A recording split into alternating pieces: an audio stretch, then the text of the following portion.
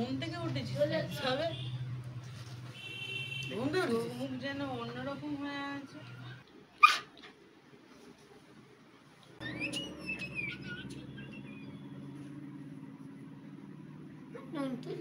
প্রথমে যখন ছুঁচটা পুশ করছিল তখন লাগছিল, তারপরে আর লাগে না।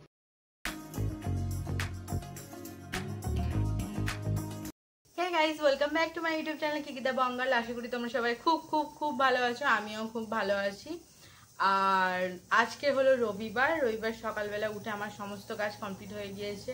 আঁকানো ছিল, আঁকানোও কমপ্লিট হয়ে গিয়েছে, অনেকটা ব্লাডও দিয়ে দিয়েছি আমি, তোমরা দেখতেই পেয়েছো ভিডিওতে। তো কি জন্য ব্লাড নিল, কিসের জন্য নিল, সেটা তোমাদের সাথে আমি পরে শেয়ার করছি। প্রথমেই তোমাদের সবাইকে জানাই রথযাত্রার অনেক অনেক অনেক শুভেচ্ছা।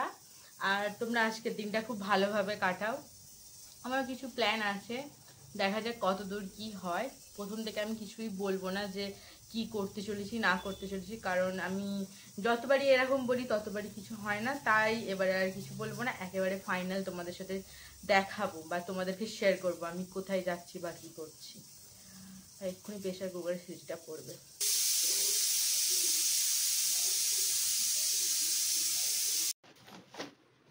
সকাল সকাল ঘুম থেকে উঠতে না উঠতেই এখানে ব্লাড নিতে চলে এসেছে। তো আমি একটু ভয়ই পাচ্ছিলাম, কারণ আমার ইঞ্জেকশন দেখে প্রচুর ভয় লাগে। তো অনেক মনে সাহস জগিয়ে ফাইনালি আমি এখানে ব্লাড দিতে বসে পড়েছি। টোটাল এখানে 5 রকমের টেস্ট হবে। তো ব্লাডটা উনি নেবেন, দুবার নেবেন। এটা সকালবেলা উনি নিচ্ছেন, তারপরে আবার দুপুরবেলা নিতে আসবেন। আর please ignore my hair and me, কারণ আমি সবে মাত্র ঘুম থেকে উঠে আমি এখানে ব্লাড দিতে বসে পড়েছি। আমি এখনও ব্রাশ পর্যন্ত করিনি, ব্লাড দিয়ে উঠে তারপরে ব্রাশ করব। তো প্লিজ ইগনোর।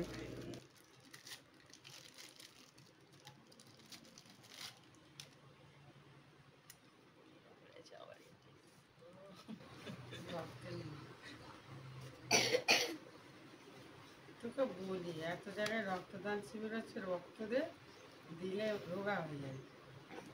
না, রক্ত দিলেই রোগা হবে না। হ্যাঁ,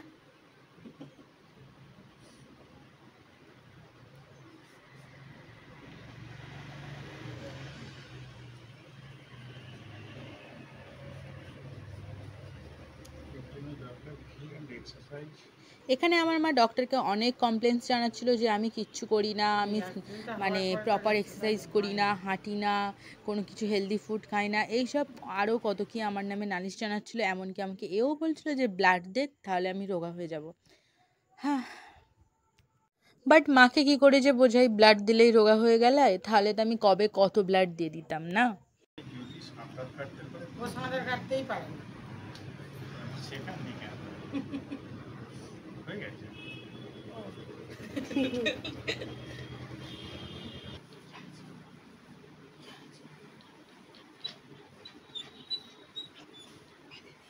আর বাড়িতে যেহেতু ডক্টর এসেছিলো, তাই জন্য সিম্বাকে ঘরে বেঁধে দেওয়া হয়েছিল। আর ও কনস্ট্যান্ট এইভাবেই কেঁদে যাচ্ছিলো, কারণ ও বাইরে যেতে চাইছিলো, দেখতে চাইছিলো কে এসেছে, বাট ছাড়তে তো পারবো না, তো সেই জন্য বেঁধেই রেখেছি। আর দেখতেই পাচ্ছ কতটা কিউট ফেস করে রেখেছে যে আমাকে ছাড় দিতে আমি বাইরে যাব, কারণ আঁকার স্টুডেন্টরাও চলে এসছে। স্পেশালি ওদের সঙ্গে দরকার, ডক্টরের সাথে কোনো দরকার নেই, কারণ ওদের সাথে ওর রবিবারই দেখা হয়। আর ওখানে ওদেরকে ও খুবই ভালোবাসে, যখনই আসে ওরা এভাবেই ও রিয়্যাক্ট করে। তো তাই জন্য বাইরে যাওয়ার জন্য খুবই ছটফট করছিল। আর এখন দেখতেই পাচ্ছ এটা হলো অনু। এখন অনুর ওপর হামলা হয়েছে, কারণ অনু ওকে আদর করে না, যেহেতু আজকে ওকে বেঁধে রেখে দিয়েছি। কি হয়েছে? গেলি তো, আদর করলি তো, একটু হাত বুলিয়ে দে বাবা, মাথা খারাপ হয়ে যাচ্ছে। হ্যাঁ করছে দেখ। ঠিক আছে ঠিক আছে, হয়ে গেছে সিম্বা, হয়ে গেছে মামা, এবার শান্ত হয়ে বসো, বসো এখানে এসো, এখানে এখানে এসো, এখানে এসো, বসো বসো বসো বসো বসো। এখন সব আঁকতে এসেছে আর মাথা খারাপ হয়ে যাচ্ছে।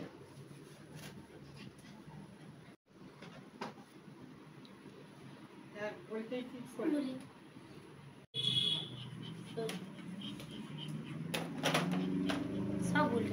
সব ওকে বেঁধে দিয়েছে, ওই জন্য তোকে ডাকছে।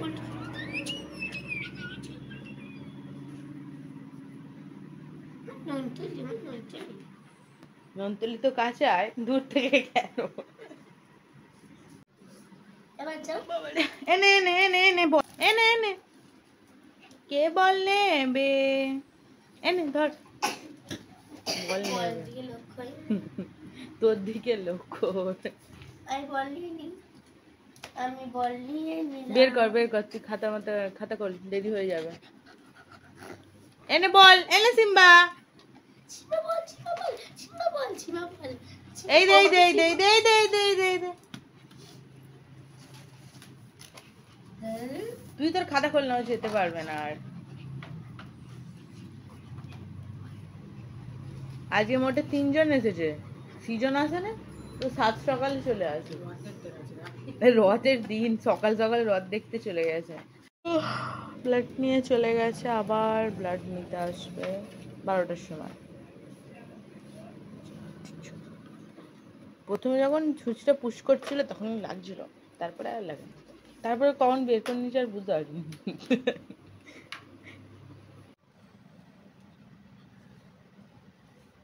অনু কি আঁকছিস?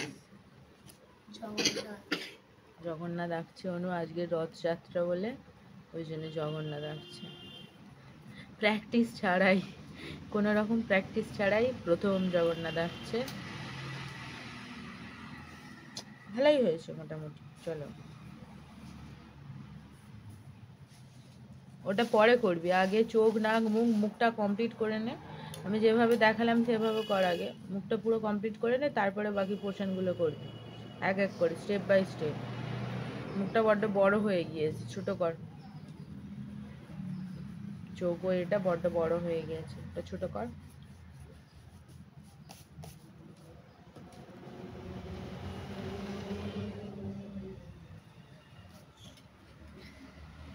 রথের বললাম এইদিকে লাইনটা মুছতে, এইদিকে লাইনটা, এইদিকের লাইনটা, বাইরের লাইনটা।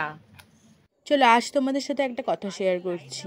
অনেকেই আমাকে জিজ্ঞাসা করে যে আমি কোথা থেকে আঁকা শিখেছি বা কোথায় কার কাছে শিখেছি। তো আমি তাদের উদ্দেশ্যে বলতে চাই একটা কথাই, আমি কারোর কাছে কোনো রকমভাবে আঁকা শিখিনি, আর সেভাবে সুযোগও হয়নি। আর আমি যে বাচ্চাদেরকে শেখাই তাদের মায়েরা সেটা জানেই যে আমি কারোর কাছে আঁকা শিখিনি। যতটা করেছি আমি নিজে থেকে করেছি, আর আমার ভরসা হলো ইউটিউব।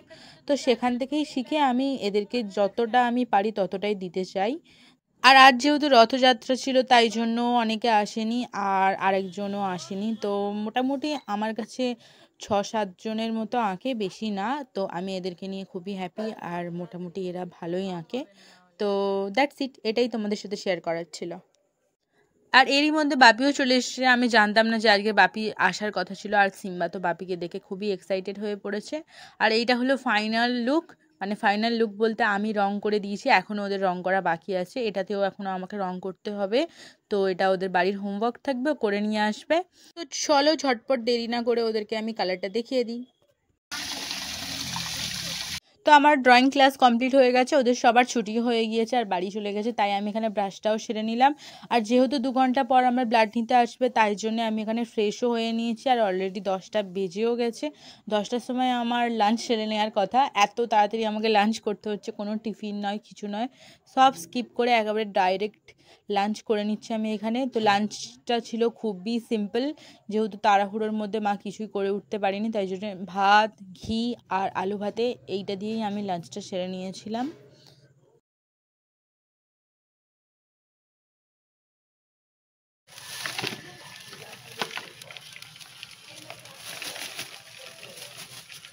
এগুলো দিছি কাঁকড়া? হ্যাঁ, ছোট ছোট যেগুলো মাঠে মাঠে পাওয়া যায়, হ্যাঁ, পুকুরে হয় ওগুলো।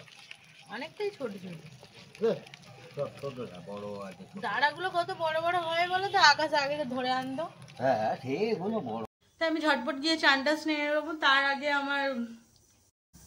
আমি ঝটপট গিয়ে এবার স্নানটা সেরে নেবো। তার আগে আমার ঘরটা পরিষ্কারও করতে হবে, আর বিছানা টিছানা কিছু পরিষ্কার করিনি। ওই ঘরের বিছানা তো খারাপ অবস্থা হয়ে পড়ে আছে, আর যেহেতু মা আর আমি এখন ওই ঘরেই শুচ্ছি, আজকে আবার এই ঘরে শুবো না, বাপি চলে এসছে সেই জন্য। তো আবার এক্ষুনি প্রেসার কুকারের সিটিটা পড়বে, যখনই কথা বলছি তখনই সিটি পড়ছে। তো চলো আর দেরি না করে ঝটপট যে কাজগুলো আছে সেগুলো আমি সেরে নিই, তারপরে স্নানটা করে চলে আসি। আর 12টা বাজতেই যাই, এক্ষুনি ব্লাড নিতে চলে আসবে। তো চলো ব্লাড দিয়ে তারপর তোমাদের সাথে কথা বলছি। টাটা। স্নান আমার কমপ্লিট হয়ে গিয়েছে, আমি এখানে এবার একটু স্কিন কেয়ার রুটিনটা সেরে নেবো। তো আমার দুপুরে স্কিন কেয়ার রুটিন খুবই সিম্পল থাকে। আমি অত মানে মুখে অত কিছু লাগাতে পছন্দ করি না। একদমই সিম্পল রুটিন থাকে। বাট রিসেন্টলি আমি একটা ময়েশ্চারাইজার দেখেছি যেটা আমার খুবই কেনার ইচ্ছা আছে, ইউজ করারও ইচ্ছা আছে। আমি আগে ইউজ করি 1 মাস, তারপর তোমাদের সাথে রিভিউ দেবো যে অ্যাকচুয়ালি ওটা কেমন কাজ করে, কতটা ভালো। তো প্রথমে আমি এখানে এসে চুলটা ভালোভাবে মুছে নিলাম, আর তারপর আমি মুখে একটু আইস অ্যাপ্লাই করছি। আইস অ্যাপ্লাই করলে মুখটা খুবই সুন্দর লাগে আর স্মুথ বেস হয় আর অনেকটা ঠান্ডা ঠান্ডাও ফিল হয়। তারপর আমি প্লাম্পের এখানে এই টোনারটা ইউজ করছি, যেটা আমার মোস্ট ফেভারিট একটা প্রোডাক্ট। এই টোনারটা খুবই ভালো কাজ করে আমার মুখে, আমার স্কিনের সাথে ভালোভাবে এটা যায়। তো টোনারটা অ্যাপ্লাই করা আমার হয়ে গিয়েছে। এবার লিপের জন্য আমি এখানে ভেসলিন ইউজ করছি, কারণ লিপের জন্য আমি বোরোলিনটা ঠিক প্রেফার করি না, আর বোরোলিনটা আমার যেন মনে হয় লিপটাকে আরও বেশি ডার্ক করে দেয়, তাই জন্য আমি ভেসলিন ইউজ করি।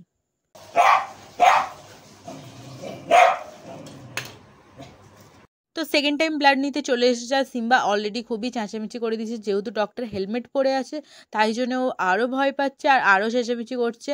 আর ওই ঘরে আমি ওকে বেঁধেও দিয়েছি, আর বেঞ্চির সাথে যেহেতু বেঁধে দিয়েছিলাম, বেঞ্চির সমেত নিয়ে চলে আসছিলো যখন ডক্টর চলে এসেছে। তো ডক্টর এখানে একটু ভয়ও পেয়ে গিয়েছিল। যাই হোক, চলো ব্লাডটা ঝপঝপ করে আমি দিয়ে দিই এখানে। বেঞ্চিটাতে বলিয়ে দিয়েছি নিয়ে চলে আসবো। আমার তো লাঞ্চ সকাল সকালই কমপ্লিট হয়ে গেছে, তাই আর দেরি না করে আমি সিম্বার লাঞ্চটা নিয়ে এখানে বসে পড়েছি। সিম্বার লাঞ্চে ছিল আজকে চিকেন স্টু আর ভাত। চিকেন স্টুতে ছিল কুমড়ো আর গাজর অ্যাড করেছিল মনে হয় মা। তো এই দুটো দিয়ে একটা স্টু মতো বানিয়ে দিয়েছিল, আর ভাত। তো এখন আমি ভাতটা ভালোভাবে মাখিয়ে নিয়েছি, আর তারপরে সিম্বাকে এখানে বের করেও নিয়েছি। আর দেখতেই পাচ্ছ কি কিউট লাগছে না? স্নান করানোর 4 থেকে 5 দিন সিম্বা এত কিউট লাগে, তাই মনে হয় সবসময় ওকে চটকেই যায়, আর যেটাতে ও খুবই ইরিটেট ফিল করে। তো এই চোখের জলটাই শুধু আমার বিরক্ত লাগে, জানি না কবে ওর চোখের জলটা সেরে উঠবে, তখন তো সিম্বা আরও কিউট হয়ে যাবে। তো চলো ঝপঝপ করে সিম্বাকে আমি ওর লাঞ্চটা এখানে করিয়ে দিই। আর দেখতেই পাচ্ছ কিরম রাজার মতো ট্রিট পায় ও। ওকে খাইয়ে দিতে হবে, আবার যাতে না মানে নোংরা না পড়ে যায়, খাবার না পড়ে যায় লোমে, সেদিকেও নজর রাখতে হবে। তো ইনি হলেন আমাদের বাড়ির মহারাজ, যাকে এভাবেই ট্রিট করি আমরা।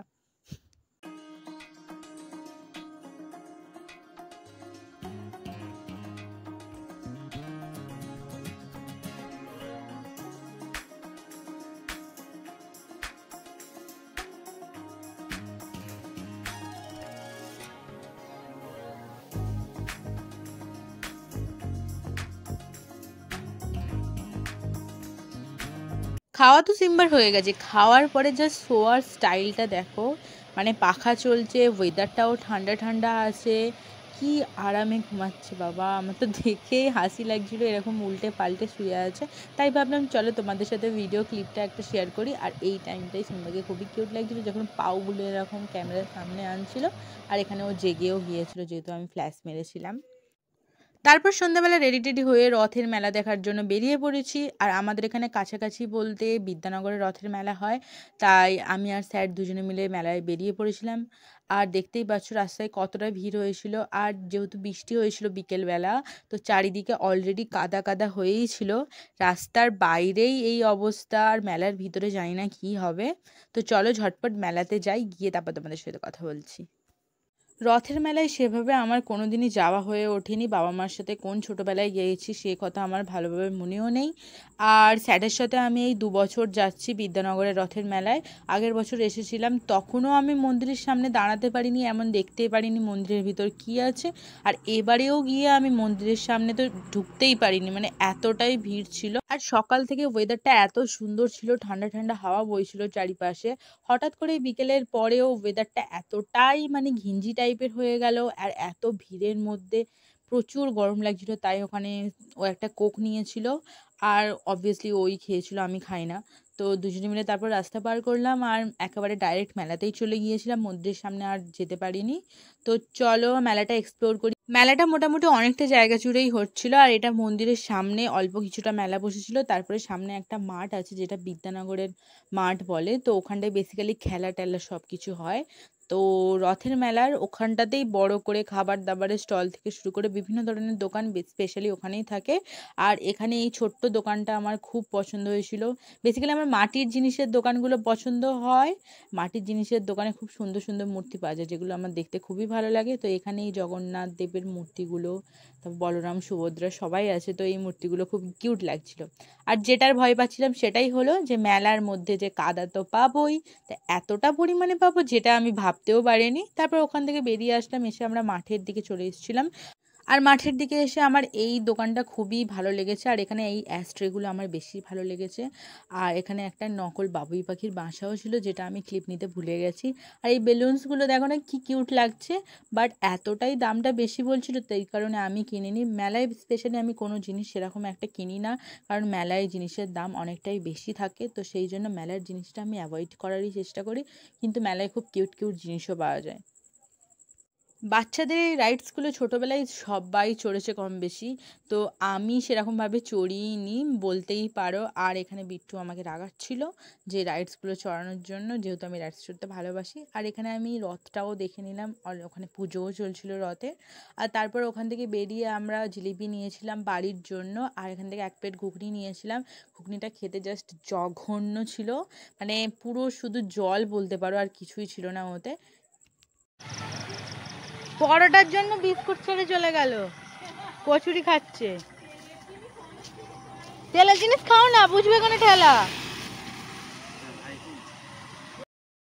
তো অনেকটা যেহেতু দেরি হয়ে গিয়েছিলো, তাই আর টাইম ওয়েস্ট না করে আমরা তাড়াতাড়ি মেলা থেকে বেরিয়ে এসেছিলাম। আর বেরোনোর পথে আমি এই বেলুনটা নিয়েছিলাম সিম্বার জন্য। আর মেলা থেকে আমি তেমন কিছুই কিনিনি। আর বেলুনটা দেখে ও অলরেডি এখানে ভয়ও পাচ্ছে, হঠাৎই ওর বেলুনের মধ্যে একটা ফোবিয়া চলে এসছে, বেলুন দেখে ও ভয় পায়। কিন্তু ছোটোবেলায় ও বেলুন নিয়ে খুবই খেলতো, মানে যেটা এখন আর করে না। তো আমি সবেমাত্র বাড়ি ফিরলাম, মেলায় যা যা হয়েছে সব কিছু তোমাদের সাথে শেয়ার করলাম। আশা করি তোমাদের ভিডিওটা ভালো লেগেছে। তো ভিডিওটা যদি ভালো লেগে থাকে তাহলে একটা লাইক করে দিও, আর আমার চ্যানেলে যদি নতুন হয়ে থাকে তো অবশ্যই আমার চ্যানেলটাকে সাবস্ক্রাইব করে দিও। দেখা পাবে আবার নেক্সট ভিডিওতে, ততক্ষণের জন্য টাটা।